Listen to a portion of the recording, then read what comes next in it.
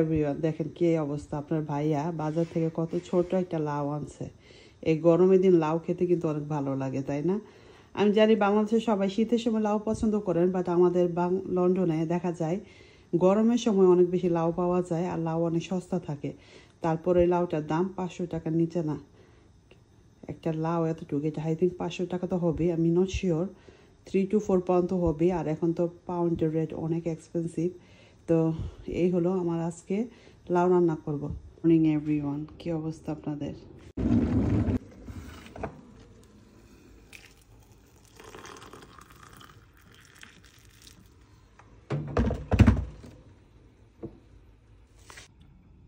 অনেক দিন পর আজকে একটু চা বানিয়ে খাচ্ছি, তাও আবার গ্রিন টি। বলুন তো কেন? এত গরম পড়ে গিয়েছে, আমি দুধ চা, কফি এবং গ্রিন টি সবই ভুলে গিয়েছি খাওয়ার জন্য। আজকে একটু বানিয়ে নিই, ওয়েদারটা বৃষ্টি, তো ভাবলাম একটু গ্রিন টি করে খাই, হয়তো ভালো লাগবে। এখন সকাল সকালে ভাত রান্না করে ফেলি, কারণ গরম ভাত না খেতে পারি না, একটু ঠান্ডা হলে ভাত খেতে ভালো লাগে। তো প্রথমে ভাত বসিয়ে দিছি, আর আজকে রান্নাটা আপনাদের সাথে শেয়ার করব। হ্যালো এভরিওয়ান, আসসালামু আলাইকুম ভিউয়ার্স। অনেকদিন পর বৃষ্টি পড়তেছে, অনেক শান্তি লাগতেছে। সকালে তো একটা ভিডিও আপনাদের সাথে শেয়ার করছি, দেখছেন না? বৃষ্টি পড়তেছে, এখনো বৃষ্টি পড়তেছে। এখন বাজে 11টা, রান্না করতে চলে আসছি। আজকে আপনার সাথে রেসিপি শেয়ার করবো, লাউ রান্না করব। এই সামারের প্রথম লাউ, ঠিক আছে? আমার বাসায় প্রথম লাউ আনছে আপনার ভাইয়া, তো ভাবলাম লাউটা রান্না করব, আপনার সাথে শেয়ার করব। তো চলুন দেখি লাউটা কিরকম এনেছে, একটু দেখি। এত গরম পড়ছে যা বলার বাহিরে, প্রতিদিন একটা করে মেলন খাচ্ছে, গরমে শেষ।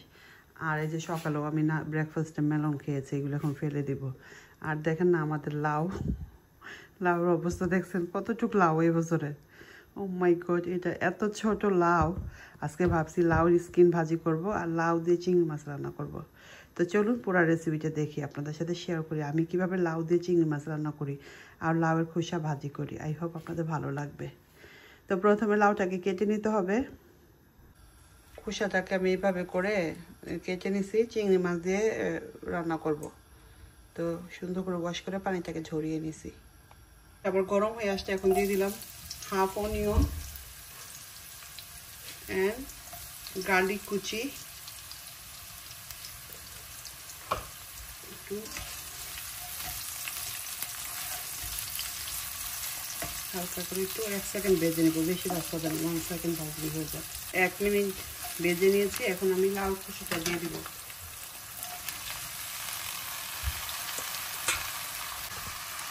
সাথে কিছু আমি এই যে চিংড়ি মাছ দিয়ে দিছি, এখানে 6টা চিংড়ি মাছ কেটে হাফ করে দিছি। এখন দিয়ে দিব spicy salt for test, turmeric powder খুবই অল্প দিব, কোরিয়ান্ডার পাউডার, চিলি পাউডার, ধনিয়া পাউডারটা দিতে হবে। ধনিয়া পাউডারটা শেষ, এখানে নামিয়ে নিতে হবে, একটু পরে দিয়ে দিচ্ছি, ভালো করে মিক্স করে নিতেছি আমি এখন।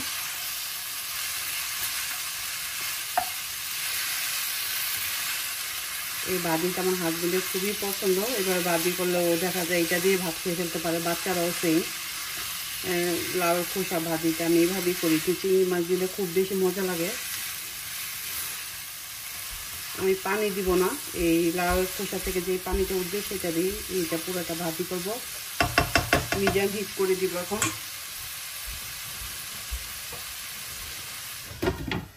মিডিয়াম হিট করে 10 মিনিট পর আপনাদেরকে দেখাচ্ছি।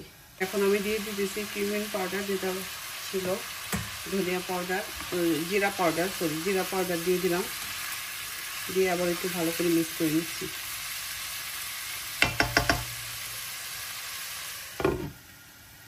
আমার ভাজিটা দেখি, আমি এর ভিতরে 2-3 বার উল্টিয়ে পাল্টিয়ে দিচ্ছি, এখন এটা হয়ে গেছে। 2টা ফ্রেশ রেড চিলি দিয়ে দিলাম, গ্রিনটা না দিয়ে রেখে দিয়েছি কালারিংয়ের জন্য। ভাজিটা দেখুন কতটা ঝরঝরা হয়েছে। বাসায় আজকে আমার ফ্রেশ কোরিয়ান্ডার নাই, কয়দিন আগে কোরিয়ান্ডার পচাইছি, আর এই কইটা আমি গিফট করে রাখছিলাম, তো এখন এটা কাজে লাগতেছে। তো ফ্রেশ কোরিয়ান্ডার বা ফ্রোজেন কোরিয়ান্ডার দিয়ে দিবেন। লাউয়ে তেল কোরিয়ান্ডার ছাড়া কিন্তু একটু মজা লাগবে না।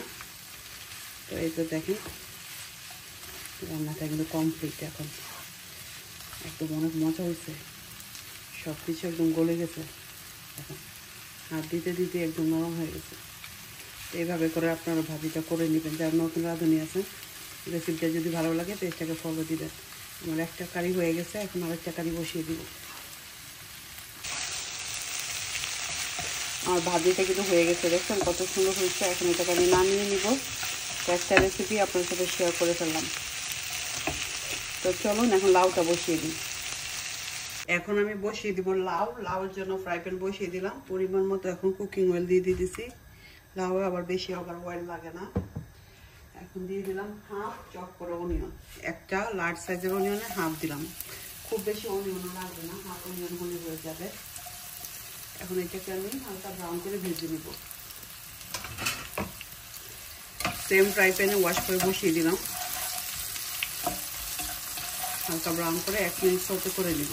আমি একটু রসুন কুচি দিয়ে দিলাম, গার্লিক কুচি আমি কখনো দিই না, বাট আজকে দিলাম, দেখি কেমন একটা ফ্লেভার আসে। গার্লিক, অনেকে গার্লিক জিঞ্জার গার্লিক বাটা দেয়, বাট আমি একটু কুচি করে দিলাম। অনিয়নটা ফ্রাই হয়ে গেল। এখন আমি একটু গরম পানি দিয়ে দিব যাতে পেঁয়াজটা তুলে না যায়।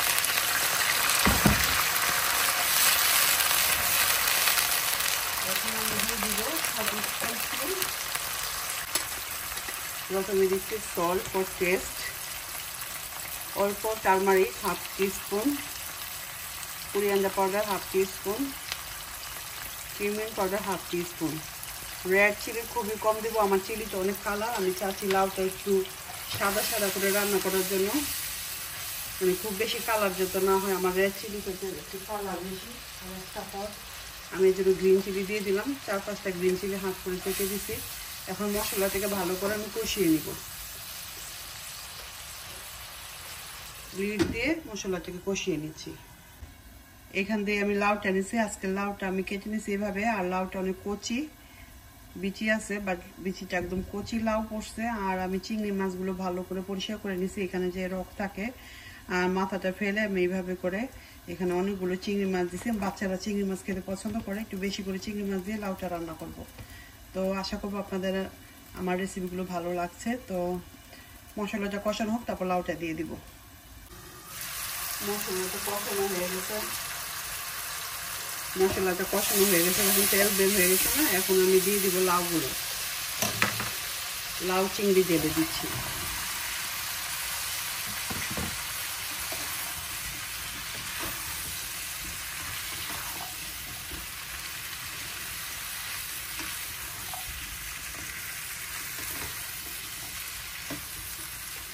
লাউটাকে এখন ভালো করে কষিয়ে দিব।